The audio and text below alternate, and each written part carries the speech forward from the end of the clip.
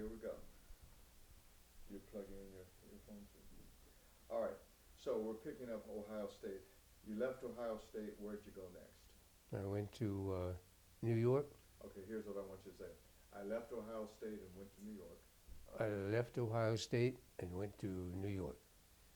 And I went to, I didn't have any money, so I had a choice. I could go to Columbia or Harvard.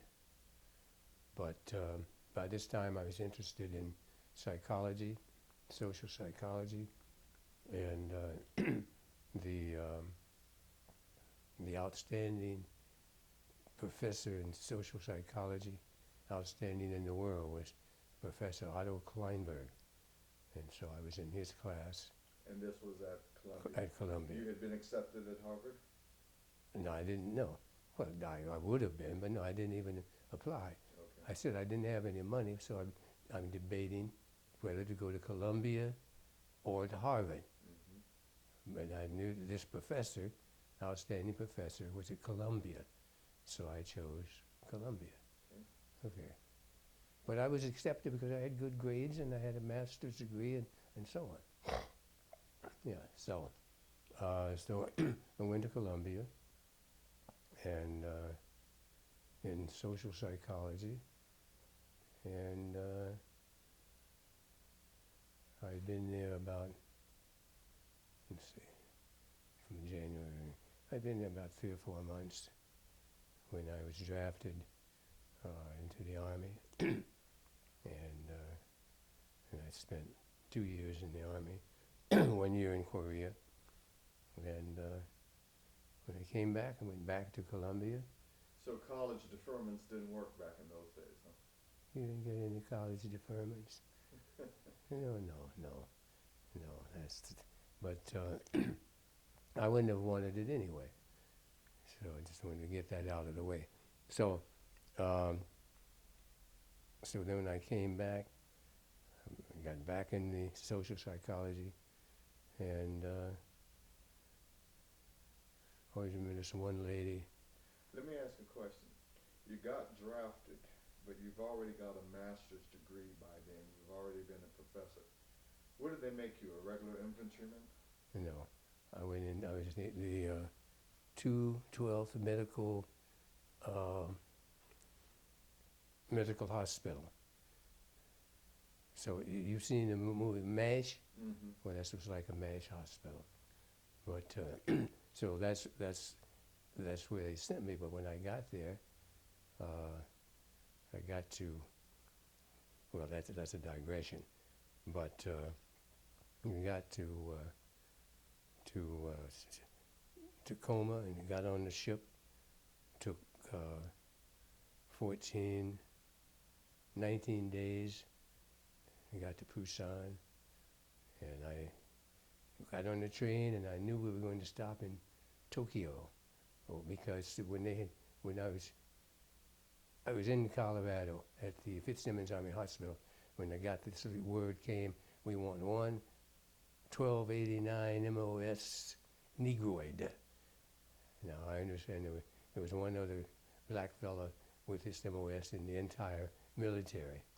So they designated me. So I just knew that when we got to Tokyo, they were going to let me off and I was going to be in Tokyo. Train sped on through Tokyo, Nagasaki, Hiroshima, down to Busan, to Sasebo. And then we got on waiting for the Busan ferry. And then the only question was whether you got a warm suit or a jacket or a fur coat. If you got a fur coat, you're going north. You got some warm clothes, you're going to be in the south. So I got some warm clothes. I was in Busan. And anyway, that whole thing there. And when I came back, I'll just say this one thing. So I ended up, I was a combat medic, but then I ended up in my MOS because I got word from Washington, and this is my Uncle James again. I got word from Washington, get him back in his MOS. And then, anyway, went to Seoul, and they said, yes, we could use you. And so that got me out of up there in the north. And then, I always remember this. So we were testing, and we had the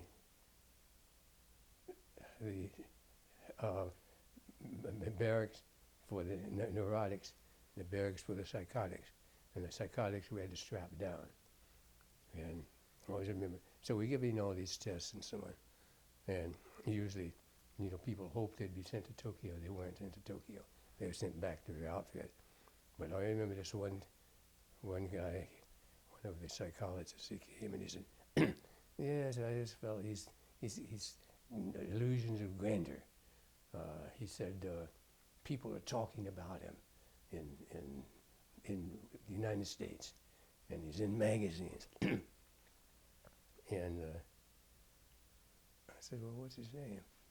And if I remember, I think it was Lloyd Price. Oh, okay. And they said, he has illusions of grandeur. They're writing about him. And I said, look, he's telling the truth. He's a musician. He is in these magazines and Ebony and so on, so on, so on.